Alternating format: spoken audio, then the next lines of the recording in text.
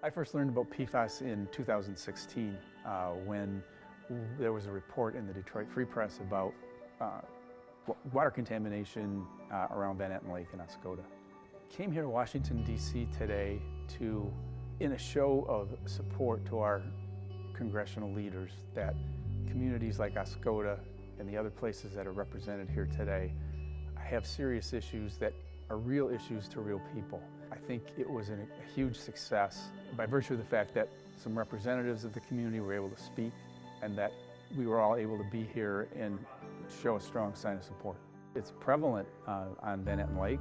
Now on Lake Huron, it appears we haven't tested it yet, but it's become a fairly normal occurrence in Oscoda, and that's really sad. We were up in Oscoda for a town hall meeting on PFAS, as a matter of fact.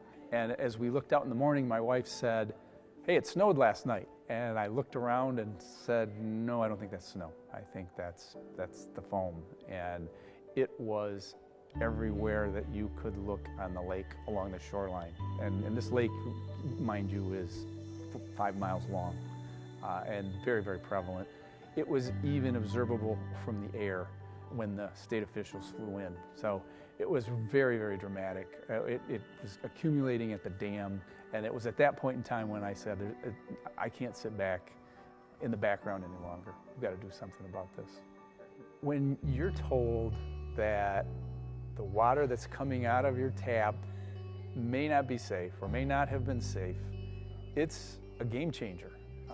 It's a life changer. All of the things that we take for granted when we turn on the tap, when we take a shower, when we brush our teeth, when we wash our dishes, all of a sudden you're thinking, what do I do? What's the best thing to do now? Is this safe? Water it's our lifeblood. In Michigan, it's the Great Lakes. It's really the foundation of our being. We've been taking it for granted for so long.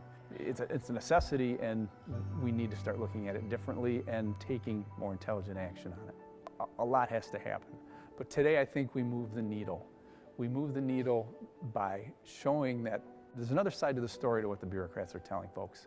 And I think our senators were very, very empathetic and very understanding, and I think it was great to shine a light on the stories that the folks on the ground have and have brought to the table.